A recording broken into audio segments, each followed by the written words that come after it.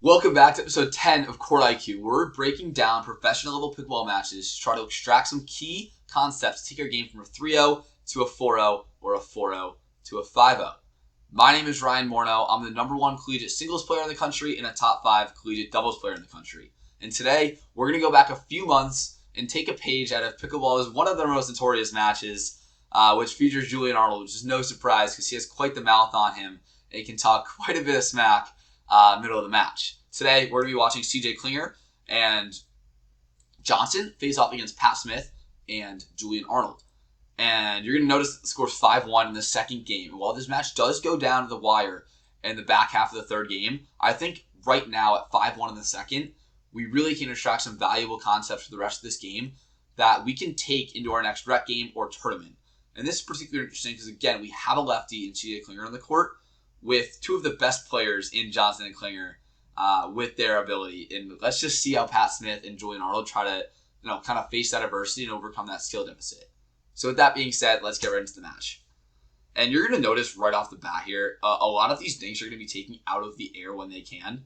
And that's just something that is kind of a pro-level move.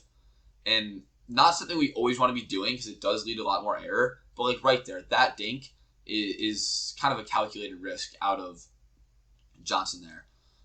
So let's go back here because I think this first point actually has something pretty valuable in it. And it's this speed up. A lot of the time, this can be a really good speed up, right? So we see that CJ Klinger, he's going to speed the ball up through the middle and try to go, kind of split the difference and make the other team communicate and see if he can get one kind of slipping by them.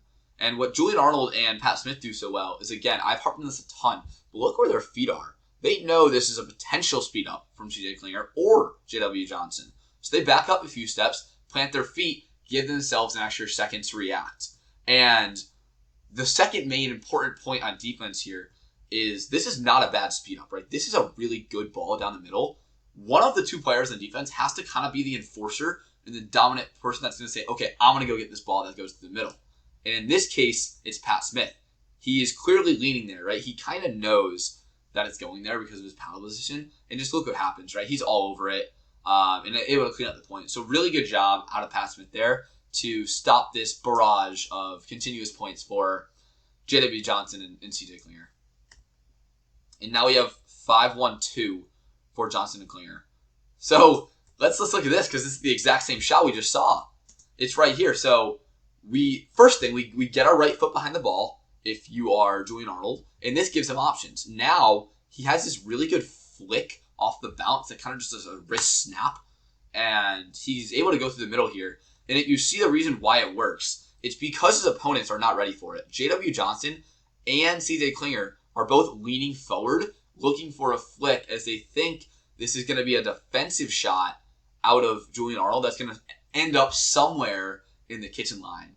But he catches them by surprise, and the result was positive and able to clean up there. So really good job as we've seen the same shot twice out of both teams and different results. So that's what's important, trying to catch your opponents off guard with that shot rather than them being ready 2 steps off the line. And now we get the ball back at 1-5-1. I'm sure Julian Arnold's not talking as much because they are losing, but let's see what happens here. So another just off the bounce speed up, which is not a horrible take. It's just kind of an error you can afford when you're up 5-1, when you're feeling hot. I'm sure we're not going to see too much of those going forward as he just missed 2 in a row now. Yeah, that's a really good flick.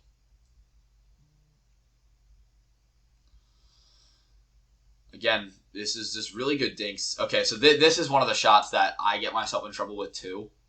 It's this shot. So we're going down the line. Julian Arnold, he's going down the line. And if you can see this play out, right, boom, he gets countered. But I don't actually mind the shot because he has it in his bag, right? His left foot is behind the ball, which gives him options. He can now go middle or down the line. Unfortunately, 2 very high-level pros on the other side, JW's all over it, right? He's covering middle. Like, that ball is not going anywhere down the middle.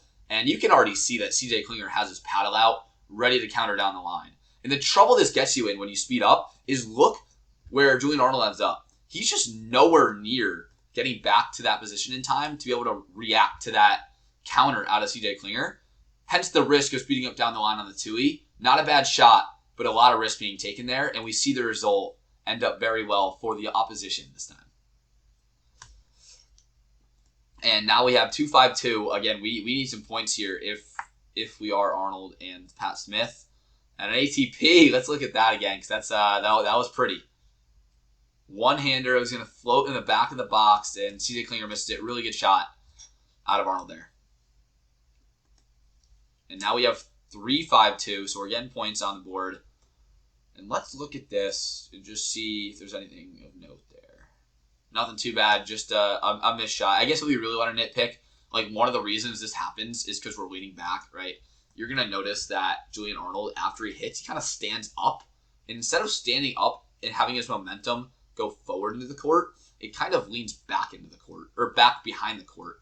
Right here. You see he's standing up and not really moving in. It's just like straight up. It's something to think about. We don't need to get into the nitty-gritty of why a pro misses every shot, but a common thing on that third shot drop miss is we're not moving forward into the court. Shot right here is so good by CJ Klinger, because look what it does. It gets him straight to the net, and he just goes 1-2 with a really good solo point. So already, I mean, look at these two players. They're just sprinting to the line. It's basically a scoop drop almost, where it's like he's just going to put it in the kitchen, and then they're going to be up and ready to react. Then he counters it right up with a nice little flick. He's leaning in, and he catches Pat Smith. A little bit of a body bag, and it's just a really good sequence out of CJ Klinger. And now we have 6-3. Now it's actually 6-3-2. I was mistaken earlier, 6-3-1. And let's see what we got going on here. Really good drop out of CJ. He's had some really, really consistent and solid drops this game. You can see Julian's trying to pick on the backhand of JW Johnson, and this is just an unreal hands battle. So first of all, they don't call him the Flick Wizard for nothing. This is something that's just kind of an unreal shot. I'm not really sure how he gets this poke. And look at the reaction out of every player on the court. And what I want to highlight here is first, this flick, absolutely nasty. But the reason that this team ends up losing this hands battle is for two main reasons, right? So Pat Smith right here, and again, this is a firefight. It's very fast-paced, so nothing to harp on too crazy. But he backs a step up off the line, which is okay sometimes, but this time he jumps and tries to hit the ball at the same time. And that's just too much movement, especially compared to JW and Klinger, who you're going to see right here. They're staying steady base, just using their hands when reacting. So when you're in a hands battle, you kind of got to stay steady, stay strong, and just trust your hands. And let's see here. Now we have 8-3 on the 2, sorry. So this is becoming a bit of a blowout here. Let's see if Arnold and Pat Smith can kind of muster something up here. Oh my goodness. So I love this. And this shot comes from being set up, 2 minutes ago, where he went down the line and got absolutely destroyed by CJ Klinger. If he didn't do that, then JW probably wouldn't be as concerned as covering middle here. Because a second ago, we saw him go down the line at Klinger. So the natural thought is, okay, he's not going to go there again. So JW is like, what's the other option? Well, it's probably coming down the middle. So I'm going to open my forehand and be ready for it. This time, though, Julian Arnold says, no. I'm going to go soft cross and really just roll this thing off the court and hit an absolute fantastic shot for a clean winner that breaks JW's ankles. So it's just an unreal shot that was set up by a shot 2 minutes earlier. Really good shot out of Julian Arnold there. And now we got the serve back, 3-8-1. Julian Arnold, insane outfit, I won't lie. Like, the blue, it looks all right. Matches Pat Smith. Backwards hat, the boys are rocking. These are fraternity bros playing pickleball 20 years too late, basically, against basically two nerds of the game. But, yeah, it's a good time. And here we go. Another good dink battle here. And I really like what Julian Arnold's doing. I just love this pattern. So, when we talk about JW Johnson, and the reason he's so good at flicking is because, honestly, he has really good anticipation on when to lean in and when to not. But because he's looking for that all the time, we can see that right here, throughout the match, we're going to see this pattern of backhand to backhand from Julian Arnold and JW Johnson. And what Julian Arnold is thinking is he's thinking that JW wants to lean in and flick this ball all the time. So if Julian Arnold can hit a good enough shot that kind of ends up in this zone, it really puts JW Johnson at a disadvantage. And over a long series of 4, 5, 6 shots, it's going to lead to a flick for Julian Arnold, which you're going to see here, and he's able to clean up the point. So while JW does have one of the best backhands, if not the best backhand flick in the world, it can be exposed sometimes, as we see there from Julian Arnold. And now we have 4-8-1. These guys they're climbing back into the match here. Missed error, nothing to break down there, but it's just an opportunity that hopefully Pat Smith and Julian Arnold are able to take. Yeah, I love this. This is really good resets out of Pat Smith. Oh my goodness! And I know he's getting loud after that point. That is an unreal shot. Just body bag, see you later, tag shipped in cents. But let's break down this point because there's so much good information in it. So, first of all, we see the drive and the drop. And here's something I want you guys to remember. When you're playing pickleball, just don't drive the ball twice in a row. Just don't do it. It's just a bad idea. So we see first ball drive. I love it. Really good drive. It gets an easy fifth shot for Julian Arnold, who's going to be able to move in the zone and drop. But the common mistake I see a lot of players make is they're going to go and drive this ball again because they just hit a good drive the shot before. And that's just always wrong. Third shot drive is fine. Fifth shot drop. Don't drive twice in a row. Then we get up to the net, though. And look at what happens. Pat Smith setting his feet throughout the entire time, gets to the net, and just an absolutely disgusting flick out of Julian Arnold to clean up the point. And he's getting loud. I just love it. I love it so much. He's just, energy is there. They're crawling their way back into this match. It's top tier cinema. And now they're feeling themselves. I mean, look at that flick. We're going to have to run that back, but that's unreal.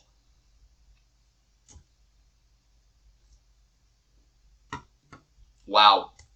And let's talk about a heat check for a second, because this is the most heat check point I've ever seen. And this is one of the things that makes JW and Klinger this the best team in the world. First of all, we see a cross-court, inside-out flick. Insane. Really good hands out of CJ Klinger. And just look at Julian Arnold. He's begging to speed a ball up. And he does exactly what he did before and goes to the middle.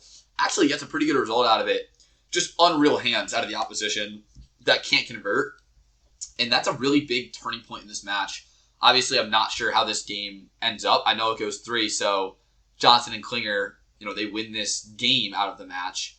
But we can look back and say that's a turning point.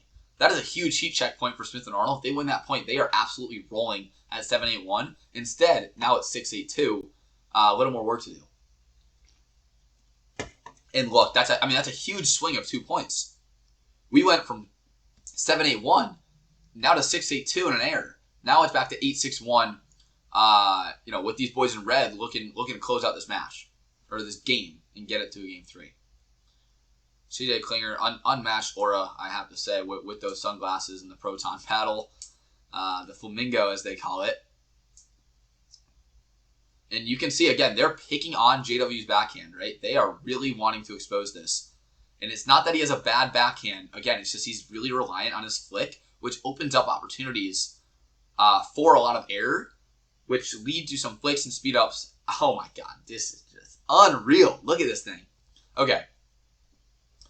So, in this match, Smith and Arnold, they know that they're probably not going to win off pure talent and playing the game the most traditional standard way. And Arnold knows that especially. He's been speeding up the bounce all game, and it's for reasons like this, right? It's just a huge momentum swing.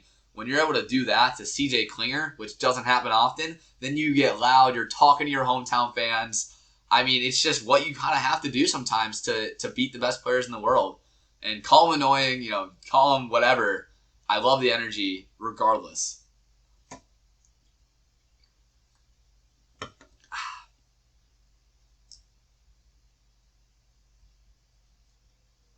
Yeah, and this is the flip side, right? So earlier we talked about picking on JW's backhand and how it can overexpose him sometimes, but a lot of times it's going to lead to this result where he just has a disgusting flick. I mean, look at this flick. He can go 3 places. He can really go down the middle, which is like option 1 for most players. He can go right at Pat Smith, option 2 for most players. But what JW has that almost no one else in the world has is this cross-court flick that's going to be able to hit Arnold in this left shoulder. which is kind of more of a surprise shot. And this opens up a third lane, which makes his flick so dangerous. And this time, he decides to go kind of through the middle, and it leads to a point for CJ and JW. But going to his backhand, while advantageous at times, it's going to lead to opportunities like that, which is just kind of unfortunate, as there's nothing you can really do about how good that backhand flick is. Here we go. It's almost unreal to watch how fast these hands are and not appreciate just like what is going on. It's so impressive. For 99% of players, this point's been over like 4 times, right, in these hands battles. And a missed dink out of Julian Arnold, which is going to hurt them in the long run, but it's just unreal. Not much to break down. It's just this pure talent being displayed.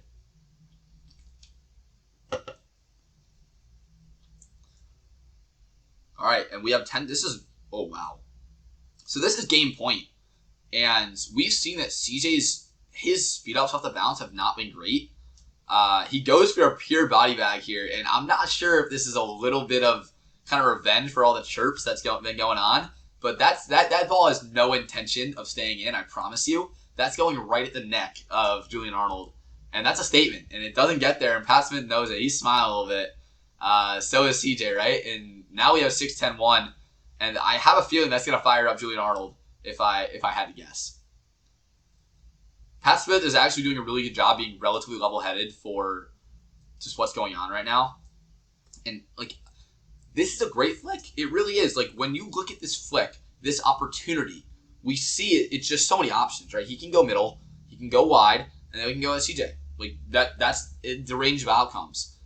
And if I were to look at this screenshot right here and say who wins this point, I'm going to say that Arnold and Pat Smith win this almost every time. But we just see crazy bailout hands out of JW Johnson. And then CJ Klinger, again, we're moving back into the court onto our side when we're in trouble. Look, I love what CJ does here. He takes a step back, sets his feet, and is able to get a counter out of it. And that's something that's so underrated that not a lot of us do when we're in these hands fights, right? It's one thing to just stand there and react. It's another thing to back up a step, then set your feet, and then react when you have an extra second. So important.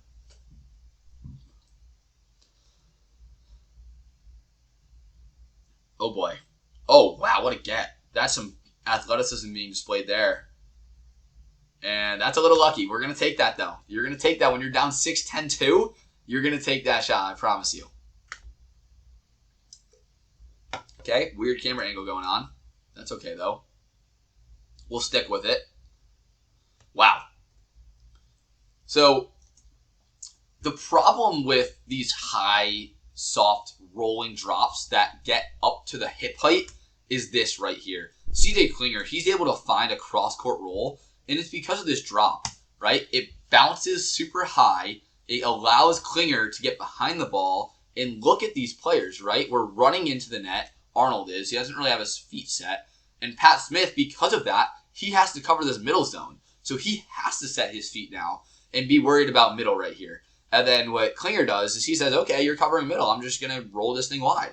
And if you can get it, you can get it. If not, if not. And this time, it's just nowhere to be seen. Ankle is broken. Find himself a map. 10-7-1 for the win. And let's see if they can do it here.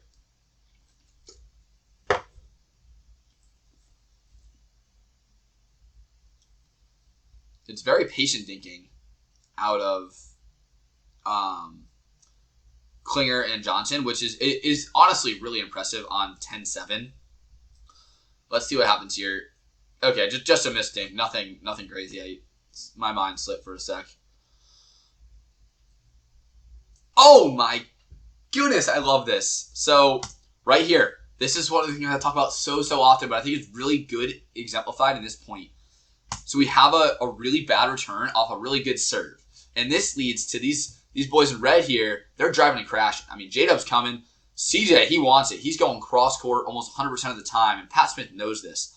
And as we move this up 2 seconds, watch what Pat Smith does. He sets his feet, then hits his volley, falling into the court. And he does just enough to win the point on 10-7-2 to get the serve back. So it's just really good out of Pat Smith. Setting your feet before you hit is so important in pickleball. And let's see what we can do here. We have a weird shadow again. I guess that's what you get when you live out in sunny California and you get beautiful weather all the time, right? Oh, my goodness. What a baddie bag. Oh, CJ just ate that one. And Julian Arnold, he's talking to the crowd real nice. I mean, look at this. This is such a huge shot on 7-10-1. Again, we get this speed up that he's gotten destroyed on 3 or 4 times in this match. He goes at it again. I love the resilience out of Julian Arnold just to say, screw it, I'm doing it for a 3rd, 4th time in this set. And this time he gets him. And he's loud right now. 8-10-1. They've got the momentum. And this just hurts. It hurts to watch. I mean, you have all the momentum, and then you do that, and it just stops you in your tracks like a freight train hitting you. And I don't know if they're going to be able to get out from this hole now at 8-10-2, but we'll see what happens.